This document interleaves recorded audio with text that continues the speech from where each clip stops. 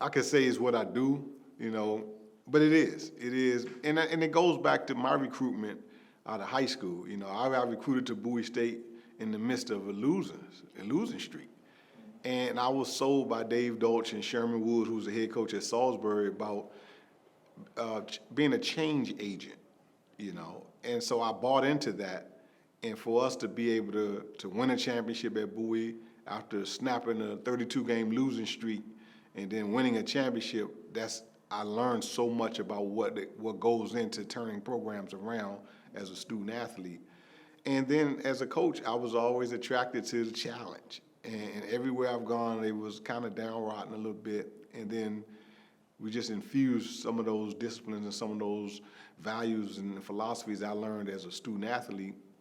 And I began to shape and mold my coaching philosophy. And it's been pretty cool. I know I'm still in the midst of it, but when I look back over my career, the places I've gone, the impact that we've made as a coaching staff on guys' lives. We did a survey a few years ago on social media. It was over 83 or 84 guys that I've coached that are coaching. I'm pretty sure it's more now, and that makes me feel good because I love what I do. I love to impact young men. I love to see boys go to men. I love to be able to say I had a hand in that. And when I know a lot of people say this, but I really love helping and seeing people become the best version of themselves. Because my philosophy in life is guided discovery. I like to guide, and I want you to have that aha moment. I don't know what it's going to be. But when it happens, you're going to know, I'm going to know, and I'm going to say, job well done. And then, okay, now let's set a new goal.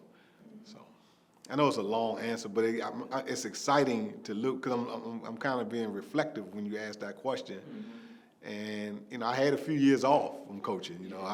I had a few years off, and I didn't just kind of sit on my, I went and did some other things, got a PhD, worked as an administrator, athletic director, and then at University of Maryland as the director of character and leadership development for the football program, and that was pretty cool to do that.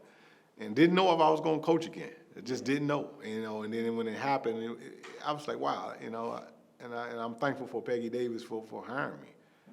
So I'm at 98 wins, man. Getting 100 wins is something I really want. I really want that. I think I may be able to squeeze 2 wins out of this season.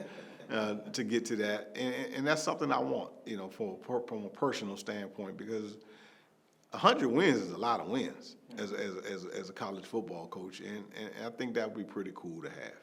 I'm actually the chairperson for our fatherhood and mentoring program for Omega Psi Phi Fraternity Incorporated, and it's at Ernest Everett Just Middle School, and Ernest Everett Just is one of our founders for the fraternity. So I go back every 2 Mondays a month during the school year, and we mentor middle school boys.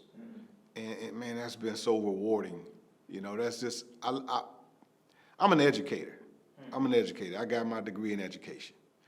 And I write children's books for elementary age.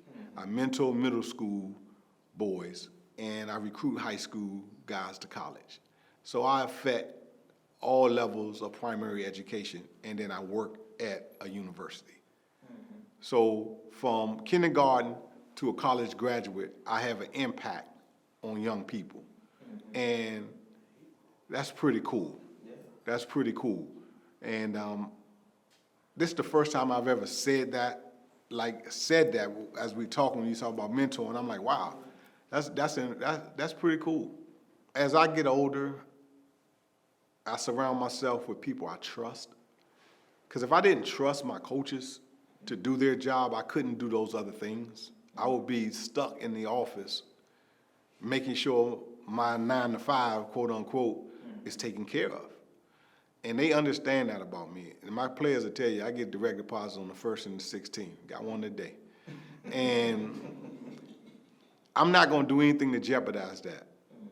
But if my coaches can pick up some things and make the lift lighter for me, I'm an educator. So now I can do other things and impact. I love to impact my community. So, but if my coaches wasn't on top of their game, It's no excuse not to win. There's no excuse not to be successful. So I got to go and get that done. But they also know if I got to do your job, most likely I'm going to replace you. It's probably a 99.9% that I'm going to replace you. So, and it's the same speaks for at home, having a supportive wife, you know, a supportive family that allows me to affect young people. Because if I had a needy wife, a complaining wife, that I got to be at home, making sure she's straight every day, then I couldn't do the things that I've been blessed to do. So it's a holistic approach to what I do, and I'm thankful that God has put that on me, because He's never going to put more than you can bear. So He's put that on me, and I wear it proudly. And I take my time. I go chase the white ball on the course. I go sit in the beach, don't get in the water, put my toes in the sand by myself. I do things by myself so I can charge my battery. You know, I take vacations. And some days I don't even leave out of my bedroom. I'll binge watch something on Netflix or Prime. But then I'm stronger when I do take a shower and get out the house, you know? Yeah. So I'm very cognizant of taking care of myself so I could be my best. I'll know by August 10th if we're going to be a tough football team. I'll know. We're going to challenge the guys extremely hard during training camp. We report on August 3rd. I'll know if we're going to be competitive. Last year, I knew I had a tough football team. I knew I had a good team, but no one thought that. We were 2-3 at the midway point. We reeled off 5 in a row, but again, I take responsibility for not having our guys ready to play after the bye week. You know, just really like a week off, and it took us a long time to recover from that. And that was my fault. It was just bad coaching, and I won't make that same mistake. And looking at the rankings, we play the top 5 teams. Take us out of it, the top 5 teams in the preseason ranking. We play them all. I'm not sure if everyone who else have that schedule, but we play them all. Fayetteville, Smith, Winston, Union, and Bowie. So we have no room for error. You know, we got to be ready to go. And if we not, it's going to be my fault. We lost 4 football games by 13 points last year. So we'll be competitive, but that's not the goal anymore. The goal is to win a championship. And it's simple. That's the goal. And if we're not ready when we report August 3rd to physically go through a grueling season, then you'll see a bunch of freshmen playing next year, because I'm going to send those older guys home. I'm not going, if I got a guy for 3 months versus 3 years, you tied with him, you're going to be holding the clipboard, or I'm going to help you get in the portal. It's a whole new thing to learn. You know, old dogs don't like to learn new tricks. But I'm adjusting, but I'm not changing who I am. I'm not changing my philosophy. I've redshirted over 30 players 3 straight years. I'm not going to change. I'm going to do that. And we one of those programs, we lost quite a few guys in the portal, but the same guys that went in, they come back. Like Marquise Edmond, you know, Defensive Rookie of the Year. He left, went to Hampton. He's coming back. You know, Quadrian Miles left, went to ODU. He's coming back. You know, so they realized that I'm not going to change who I am. You know, I think we've done a good enough job recruiting with the young guys. They may have to play. We may have to play a freshman or 2 this year, but I don't anticipate it. And unless they just dogs and they good, then I'm going to play them. But I love to be able to redshirt my freshman class and then get them on a scout team, learning our system, learning what's going on. And our cupboards are full, man.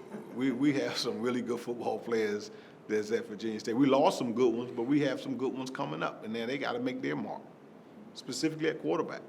You know, we got some guys there. We got 5 guys, and somebody got to replace with Mello. You know, somebody got to replace him. And I think if we get the right guy in there, which I think we have in R.J. Matthews, we're going to be a tough out. Any last words, Coach? No, I appreciate all you do, man. You do a good job, man, and just keep doing and covering this because we need all the exposure at our HBCUs because we're good football coaches, and I look at our conference and we have some quality guys who've made this thing called coaching a profession. We're passionate about what we do, and you know, a lot of the white schools look at us as they think, you know, that we can't coach ball, you know, and we're gonna just keep proving them wrong. Starting with Barton College on August 28th.